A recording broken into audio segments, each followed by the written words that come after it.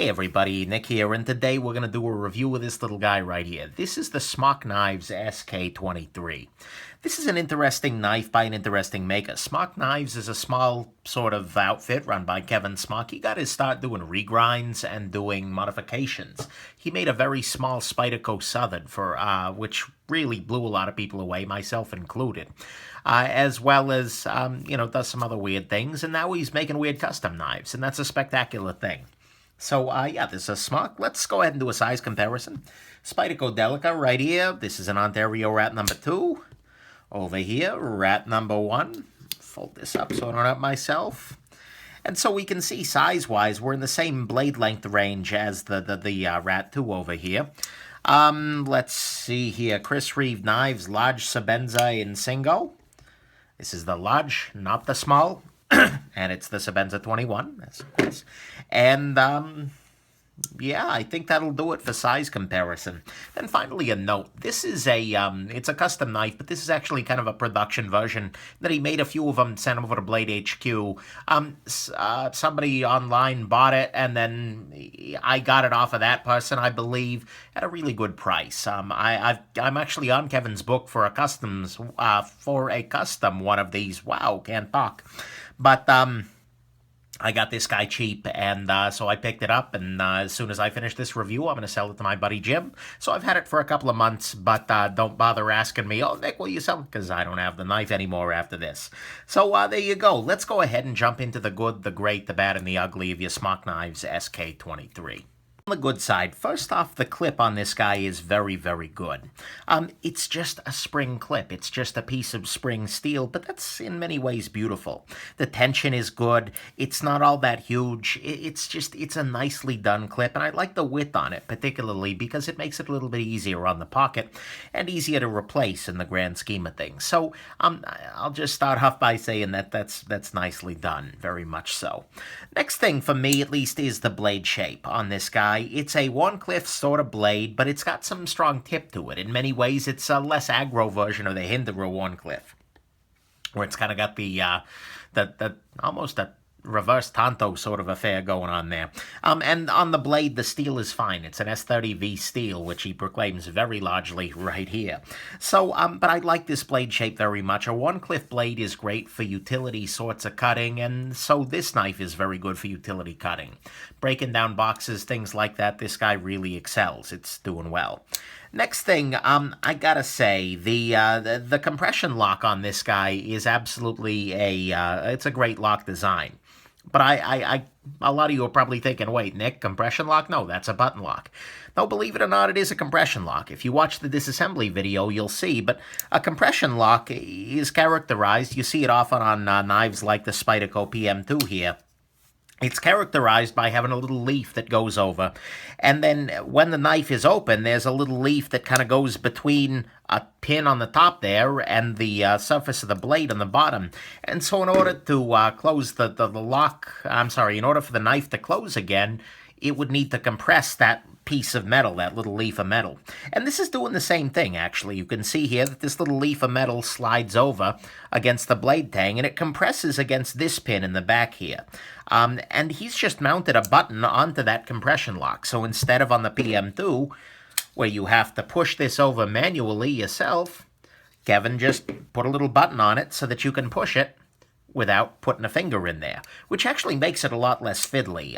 So the compression lock design here is great, and it's a stellar lock, absolutely 100%, especially with this button. Your fingers never need to be in the blade path, no matter what you're doing, although if you're gripping the knife, they're going to end up there. But as you're opening and closing the knife, it's not a problem. The knife becomes free dropping. It's just great. So, there you go. The compression lock is a great lock design, and it's really well implemented here, particularly on that button. I really hope that Spyderco looks into the button compression lock in the future, because that's neat. Absolutely neat.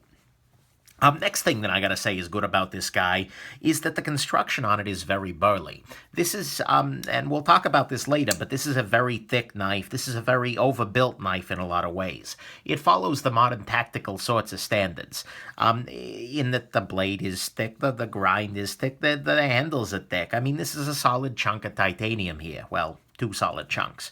And so this is really burly. You're not really going to hurt this knife, and then throw in the compression lock, all the better. But on top of that, it's got some very good details. For instance, the screws on this guy are nice and big. T6 screws are very, very easy to strip out. I have trouble with. These guys are using very large screws. It's T8 and I believe even T10 over here. Maybe T even bigger. T even bigger. That's the official size. T15, yeah, that's right, the pivot is T15, that's huge. And that just gives you the advantage of it's easier to work with. Bigger screws are kind of a nice thing, that's a nice detail. Similarly, on the button lock, I'm going to pop this in here, and you're actually going to see that the button lock is bigger, this button is bigger over here than in the middle. Actually, you're not going to see that, because if I push it in, though, you can kind of see there's a little bit of a flare there. That's kind of a nice thing. It's a good detail, and it means that the button itself is relatively comfortable to press. It's not too small. The anodization on this guy is great. It's got a sort of a blue anodization and then a stone wash on top of it that makes it, there are areas where it's shinier or maybe acid. I don't know what the heck he did, but the finish on this guy is spectacular, as is the millwork. Putting in these little holes here, these little cutouts. This is a great knife in a lot of ways. It feels great in the hand, and I love the finishing on this. Smock does incredible work with finishing. He does like these battle-worn finishes that are totally not my taste, but absolutely incredible. And so the knife is attractive in that way. It's also well built, functionally speaking. This jimping here is actually quite nice because it gives your thumb some purchase, but it doesn't feel particularly sharp. It doesn't feel problematic in any particular way. I like this jimping very, very much here. Similarly, on the detail front, I'm a big fan. And again, talking finish here, I'm a big fan of the fact that the flats of the blade are a relatively satin sort of finish, whereas the plunge is actually sort of an acid wash. I don't tend to love acid washes, but this is really nicely done. It's a smooth, clean feeling acid wash, and the contrast between those two is kind of a beautiful thing. The blade itself is got a rounded spine to it. It's crowned, which is beautiful, and you can even see he's done that nicely where it meets with the grind itself. And then, you know, it's just the details are all here. This is made with a level of give a damn and a level of refinement and finishing that's typical of a custom knife, and that's really excellent. Smock does great work with finishing this guy. But that's not the best part of this knife even yet. The action on this guy is very, very good. This is a flipper knife, although you can use the button lock to kind of let it flip out by just using kind of centripetal force here to pop it out of there, and that's kind of neat in and of itself. The best way to open this guy is by using this back portion here as a flipper tab. If you just press backwards, the knife pops out 100%. The detent is perfectly well done there, and you've got a flipper that doesn't have a pocket pecker sticking off the back of it. It doesn't have anything that's going to puck on whatever's in your pocket here. That's just spectacular. I really wish more people would use this sort of a flipper mechanism. It just makes life beautiful. Then on the good side still, this is a complicated looking sort of thing that's actually quite simple. Although it looks very fancy, it looks very mechanical, looks very complicated. In practice, it's actually straightforward. All that it really is some bearings, the compression lock leaf, a metal rod interior stop pin, and then a backspacer. This is something where, although it looks crazy, it is practically very, very easy, and it's a pleasure to take down. And so I appreciate that. Even though it looks like something that's complicated and finicky and fiddly, it's actually a simple thing done well, and that's always a joy for me. So that's the good here, is that it's a simple thing that's done well. It's easy to take down. The action's great. He's got great details, an incredible surface finish. That is one of Kevin's strongest points here. The construction is burly. Compression lock is great anywhere it's used, but especially here. I like the blade shape very much, and the clip is great. But let's talk about what's really, really great about this knife. What's really great about this knife is that it is absolutely unique. It is, first off, the only compression lock button lock that I'm aware of. He's officially licensed the compression lock from Spyderco, which a lot of people do not do. and then he put a button lock on it, and that's neat to start with. That's unique to start with. But then he coupled it with a pretty unique blade shade. Not unique necessarily, but it's pretty unusual. And then he's coupled it with an unusual flipper design that works really, really well. Then he put a finger choil in there that works just very nicely as well. And then he put all of this other millwork in there. And the end result is that this is a knife that is really unique, that is unlike, frankly, any other knife out there that I'm aware of. This is a really interesting knife, and it's really different. There are so many people out there making knives that are variations on the same theme. I'm going to make a titanium flipper frame lock, and I'm going to do a gray stonewash finish on a drop point blade. This is completely different. This is a breath of fresh air, and just on that alone, I love this knife. But, you know, coupled with all that good, and the fact that it's not just unique, but really well done, well, that's just great. And so that's what's great here, is this is its own unique and spectacular little beast. Let's talk about the bad, because there is some bad here. Okay, so on the bad side, first off, a lot of people have commented on the strength of the compression lock. So on a conventional compression lock, the, where's my PM2 here? Here we go. The pin that the compression lock is pressed against by the blade tang is directly above the blade tang, and so it's effectively kind of pinching directly against each other. On this guy, you can actually see that the blade tang is down here, and the pin that it's pressing up against is over here, which means there's actually a little bit of room for leverage for that bar in there to get, well, pushed around a little bit. And that does mean that this is going to be a little bit weaker than a conventional compression lock. Now, that said, I really don't give a damn, because lock force is not something, lock strength is not something I'm really super concerned about on a regular basis, because I'm not all that harsh on locks. I feel like this is going to be fine, and frankly, even if this did fail, because there's a finger choil, you're not going to hurt yourself as badly as otherwise. So, yes, it is probably true that the compression lock on this guy is a little weaker than, well, on your PM2 or something like that. But I really don't give a damn, so I'm not going to go there too much. Next thing, the clip ramp on this guy is a little bit weak. This is another little nitpick. I'd like to see a little bit more pull up there, but at the same time, that plays a role in the ergonomics, and so I'm not necessarily, I don't know. I'd like to see just a little tiny tweak there, but that's not a big deal in any way, shape, or form. Speaking of things that aren't a huge deal, but do bug me a little bit, is that these screws are going straight into the titanium on this side, as opposed to having some kind of a captive screw arrangement, like on your Spyderco Delica, which uses a Chicago screw, bolt on one side, screw on the other. That just means that if these holes strip out for whatever reason, you have to send the whole knife back to Kevin, as opposed to just getting a new bolt and screw. So, a little frustrating, not the end of the world, though. Next thing, the steel on this guy is S30V. Like I mentioned, S30V is good to go, but for a really expensive custom knife, you're looking at about $700 if you can find these.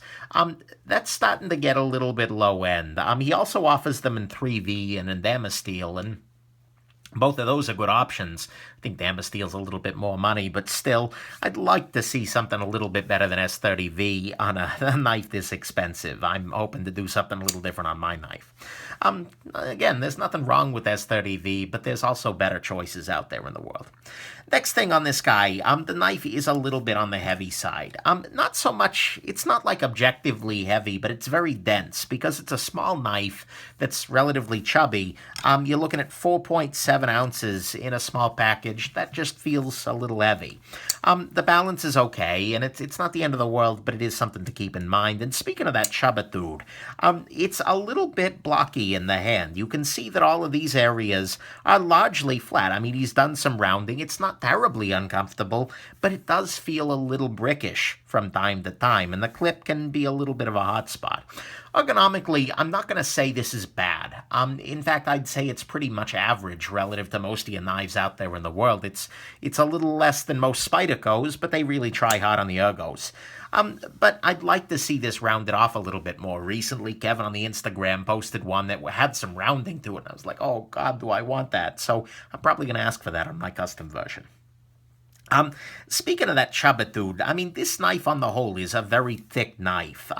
It's thick as a knife itself. I mean, looking relative to the PM2, this is actually a little bit thicker than a PM2, and that's a thick knife. It's thicker than your Ontario Rat number 1, which is also a very thick knife. I mean, it's thick. Absolutely 100%. It's got thick titanium to either side, and it's also got a very thick blade. To give you a sense here, the blade is a little bit thicker than the blade on the Spyderco PM2, but because the plunge grind here is so much more shallow, so much less deep, it's just not as good of a slicer. And frankly, the knife just isn't a stellar slicer to start with. It's a little bit thick behind the edge here, you can see.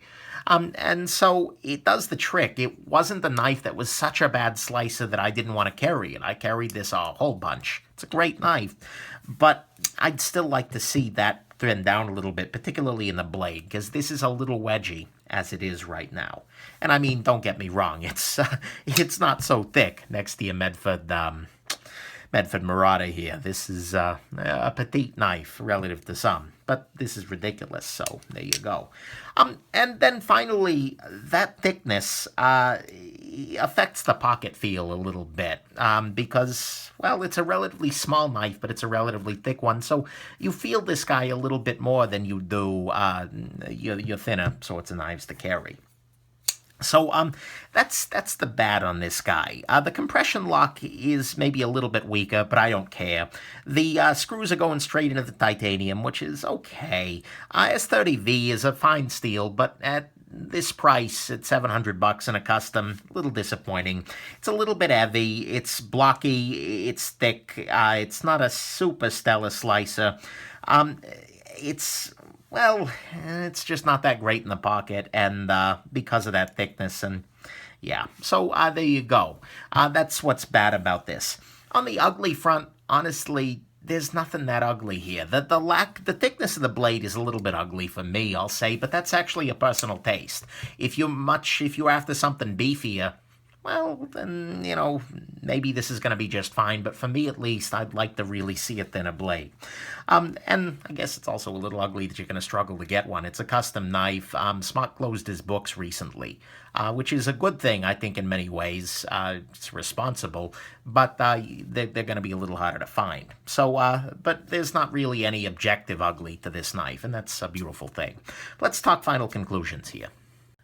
Look, fundamentally, this is a gem. It's well built, it's excellent, it's absolutely unique. It's got features you're not going to find anywhere else. A button compression lock, this kind of not a front flipper, but flipper on the front. I don't even know what to call it.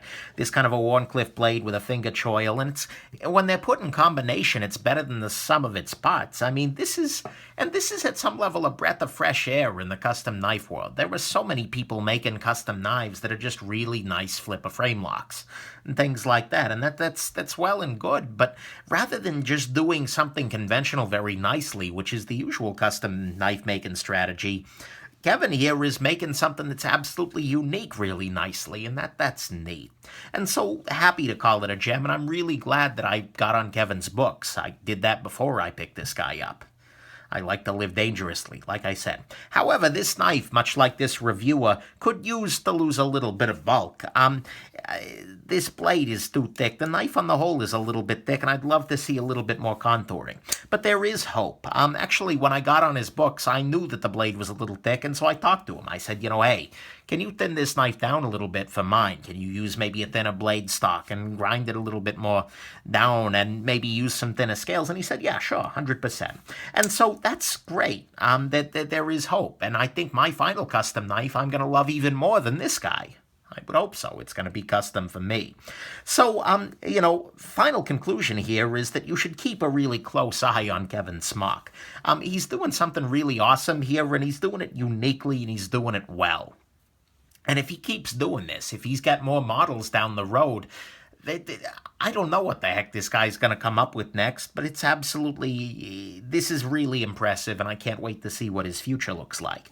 And regarding this specific knife, if you don't mind the thickness and you want something burly, the current version is a stellar choice, and it's absolutely a gem. And even if the thickness bothers, and this is still really good, But if you want this excellence in a slightly thinner package, keep an eye out. I'm working on it, and I'm hoping that an SK11.5 is gonna be in the works here sometime soon. So keep an eye on the channel for the custom version whenever that happens. It may be 6 months or a year, depending on Smock's lead time here.